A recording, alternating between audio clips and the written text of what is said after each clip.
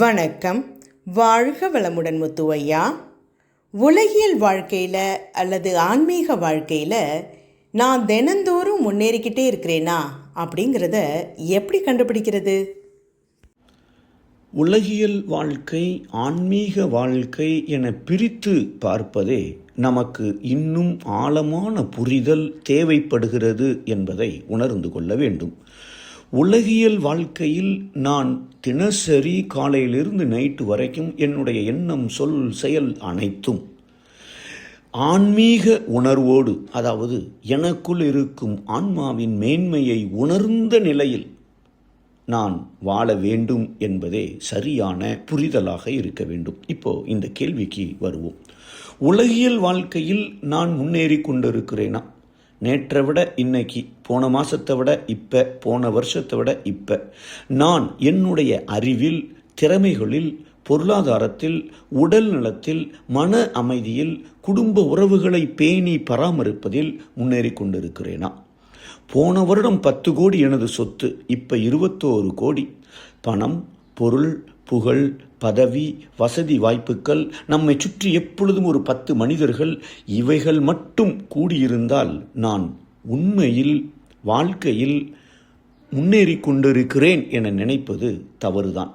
நண்பர் சுப்பு சம்பளம் குறைவு என நினைத்து வேற நல்ல வேலை தேடினார்.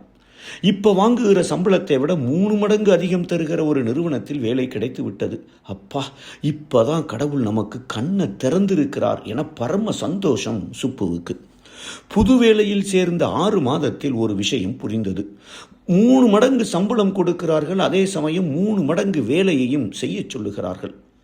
ஒய்ஃபிட்ட மனம் விட்டு பேசியே பல மாதங்கள் ஆகிவிட்டது. 6 மாதத்தில் எனக்கு முதுகுவலி வந்து விட்டது. அல்சர் ப்ராப்ளம் வேற. பணம் கூட வந்திருந்தாலும் இது முன்னேற்றத்தின் அறிகுறியா? இல்லவே இல்லை.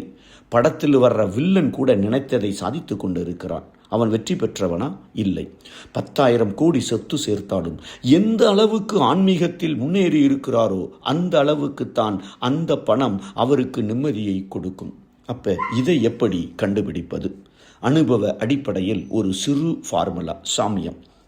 போன வருடத்தை, மாதத்தை, நேற்றைய விட இன்று நாம் எப்படி இருக்கிறேன் என்று ஒரு 4 விஷயங்களில் நான் தற்சோதனை செய்ய வேண்டும். அதாவது ஒரு நாளில் எத்தனை பேரிடம், எத்தனை விஷயங்களுக்கு, எத்தனை தடவைகள், எவ்வளவு நேரம் நான் அப்செட்டாக, துன்ப உணர்வோடு, சோகமாக இருந்திருக்கிறேன். இதை கொஞ்சம் கண்டுபிடிப்பதற்கு முயற்சி செய்ய வேண்டும். நேற்று பெரிய பையன்ட்ட 2 தடவை எரிச்சப்பட்டுட்டேன், மனைவியிட 1 தடவை எரிச்சப்பட்டிருக்கேன், ஆட்டோ டிரைவர்கிட்ட 1 தடவை எரிச்சப்பட்டிருக்கேன். கொஞ்சம் யோசித்து பார்த்தால் நேற்று 3 மனிதர்களிடம் நான் துன்பமாக உணர்ந்திருக்கிறேன். எத்தனை தடவை பையன்ட்ட 2, மனைவிட்ட 1, ஆட்டோ டிரைவர்கிட்ட 1, 4 தடவை எரிச்சப்பட்டிருக்கேன். எத்தனை விஷயங்களுக்கு? இந்த பையன்ட்ட மொபைல் விஷயமாக, மனைவிட்ட சாப்பாடு சரியில்லைன்னு சொல்லிட்டு, ஆட்டோ டிரைவர்கிட்ட அவன் மொபைல் ஃபோனுன்ட்டே ஆட்டோ ஓட்டுறாண்டு ஃபோன் விஷயத்தில். ஆக ஃபோன் விஷயத்தில் 2 தடவை, உணவு விஷயத்தில் 2 தடவை, 4 விஷயங்களில் நான் துன்பமாக உணர்ந்திருக்கிறேன். இதே போல் ஒவ்வொரு தடவையும் நான் அப்செட் ஆகிட்டேன். ஆனால் எவ்வளவு நேரம் அப்செட்டாக இருந்திருக்கேன்? பையனை திட்டுட்டு 5 நிமிஷத்தில் நார்மல் ஆகிட்டேன். ஆட்டோ டிரைவரை திட்டிட்டு ஒரு 2 நிமிஷத்தில் நார்மல் ஆகிட்டேன். ஆனால் ஒய்ஃபை திட்டிட்டு 1 மணி நேரமாக நான் அப்செட்டாக இருந்திருக்கிறேன். அப்போ மொத்தம் எவ்வளவு நேரம்?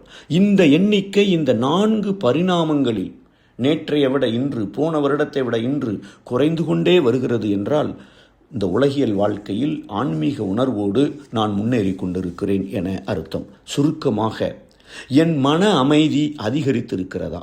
என்னுடைய தன் முனைப்பு குறைந்திருக்கிறதா?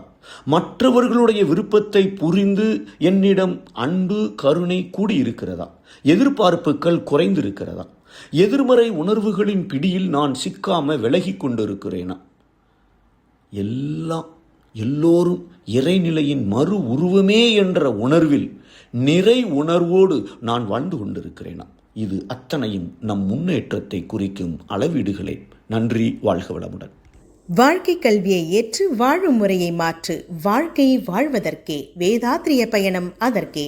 வேதாத்ரியம் வாயேஜ். வேதாத்ரிய பயணம் என்ற பெயரில் வேதாத்ரிய தகவல்களை ஃபேஸ்புக், இன்ஸ்டாகிராம், லிங்க்டின் இணையதளங்களில் பெறலாம். இன்று இணைக. லைஃப் அட் 360 ஸ்கை ப்ரொஃபசர் முத்து இந்த யூடியூப் சேனலை சப்ஸ்கிரைப் பண்ணுங்க.